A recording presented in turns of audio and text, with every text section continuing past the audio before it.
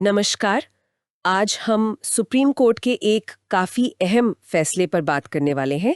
ये state of Lokayukta police Davanagere बनाम C B Nagraj का मामला है। जी। ये भ्रष्टाचार निवारण अधिनियम 1988 से जुड़ा केस है हाँ।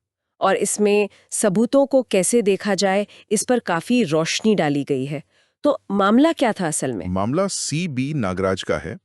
वो एक तालुका पंचायत एक्सटेंशन ऑफिसर थे और उन पे आरोप लगा कि उन्होंने एक एक स्कूल टीचर से 1500 रुपए की रिश्वत मांगी। रिश्वत? किस लिए? वो टीचर को अपनी जाति वैधता प्रमाण पत्र के लिए एक स्पॉट इंस्पेक्शन रिपोर्ट चाहिए थी, तो उसी रिपोर्ट को जमा करने के बदले ये पैसे मांगे गए, ऐसा आरोप था। अच्छा, तो फिर अदालतों में क्या हुआ? मामला कैसे आगे बढ़ा? देखिए, पहले ट्रायल कोर्ट ने तो नागराज को दोषी मान लिया, सजा भी सुनाई। कितनी सजा? धारा 7 में 6 महीने और धारा 13(1) और D और 13(2) के तहत 2 साल। जुर्माना भी था। ओके, लेकिन फिर मामला गया कर्नाटक हाई कोर्ट और हाई कोर्ट ने फैसला पलट दिया, नागराज को बरी कर दिया। सवाल था वो क्या बन गया? सवाल यही था कि क्या अभियोजन पक्ष मतलब लोकायुक्त पुलिस ये साबित कर पाया बिना किसी शक के कि रिश्वत की मांग हुई थी। अच्छा, तो मांग साबित करना इतना जरूरी क्यों है? सिर्फ पैसे मिलना काफी नहीं? नहीं, बिल्कुल नहीं।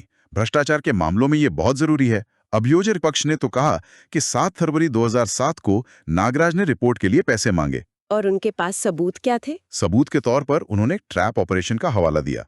उसी दिन हुआ था। उसमें नागराज से वो फेनोल्फथेलिन लगे हुए 1550 रुपए के नोट मिले। हाँ, वो केमिकल वाला टेस्ट होता है। जी, और उंगलियों का सोडियम कार्बोरेट टेस्ट भी पॉजिटिव आया। तो उनका तर्क था कि भाई जब पैसा मिला है तो कानून की धारा 20 के तहत यही माना जाएगा कि ये रिश्वत ही थी। मतलब एक कानूनी धारणा, प्रिजम्पशन है। हाँ, और अभियोजन ने कहा कि बचाव पक्ष इस धारणा को तोड़ नहीं पाया। लेकिन बचाव पक्ष यानी नागराज का क्या कहना था? उन्होंने तो साफ इनकार किया कि कोई रिश्वत मांगी ही, कहा कि मांग हुई ही नहीं।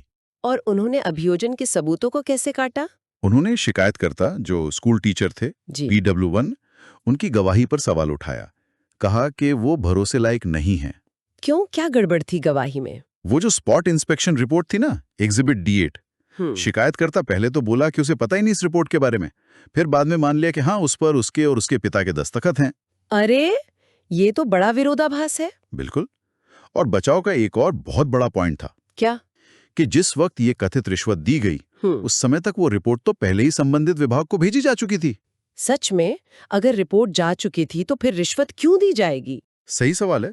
नागराज शुरू से यही कह रहे थे कि ये पैसा रिश्वत नहीं है, ये वो पैसा है जो उन्होंने पहले कभी शिकायतकर्ता को उधार दिया था और वो उसे वापस कर रहा था। तो कहानी काफी उलझ गई। एक तरफ ट्रैप, बरामदगी, पॉजिटिव टेस्ट, दूसरी तरफ मांग पर सवाल और रिपोर्ट पहले भेजे जाने की बात। जी, अब सुप्रीम कोर्ट को यही देखना था कि सच क्या है। तो सुप्रीम कोर्ट ने कैसे देखा इस मामले को? उनका फोकस किस पर रहा? सुप्रीम कोर्ट ने सीधे सीधे मांग के सबूत पर ध्यान दिया। उन्होंने कहा कि भ्रष्टाचार साबित करने के लिए पूरी चेन साबित होनी चाहिए, मांग, फिर स्वीकृति और फिर वसूली। मांग, स्वीकृति, वसूली, तीनों। हाँ, तीनों।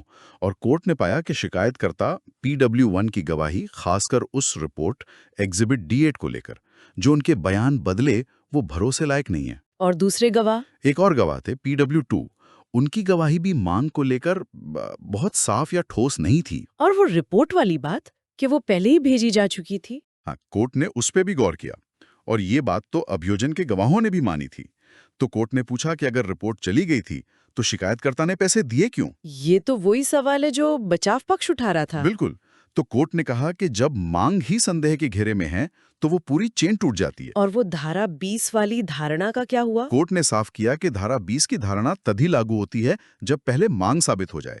अगर मांग ही साबित नहीं हुई तो धारणा का सवाल ही नहीं उठता। उन्होंने एक और केस का जिक्र भी किया, Paritala Sudhakar versus state of Telangana. मतलब शिकायतकर्ता का जो व्यवहार था, रिपोर्ट से इनकार करना फिर मान लेना, उसने केस को कमजोर कर दिया। हाँ, उसकी विश्वसनीयता पर सवाल उठ गया।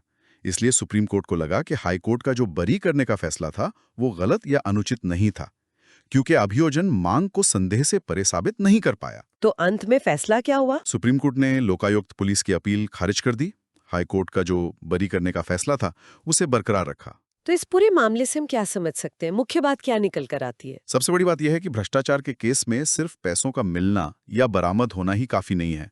मांग का होना और उसका स्वतंत्र रूप से साबित होना बहुत जरूरी है। यानी अभियोजन पक्ष को ये दिखाना होगा कि पैसा मांगा गया था, तभी आगे बात बढ़ेगी। जी, मांग, स्वीकृति, वसूली, ये पूरी कड़ी जुड़नी चाहिए। अगर एक भी कड़ी कमजोर है या साबित नहीं होती तो केस टिक नहीं पाता। ये वाकई बहुत अहम बात है। ये मामला दिखाता है कि सबूत कितने मजबूत होने चाहिए और गवाहों की गवाही, खासकर शिकायतकर्ता की, कितनी विश्वसनीय होनी चाहिए। बिल्कुल। ये सोचने वाली बात है कि ऐसी स्थितियों में न्याय कैसे सुनिश्चित हो, जहां शायद पैसों का लेन देन तो हुआ हो, लेकिन उसके पीछे की मंशा यानी मांग उतनी साफ न हो। भ्रष्टाचार के खिलाफ कानूनों में सबूत का स्तर कितना सख्त होना चाहिए, ये एक अहम सवाल है।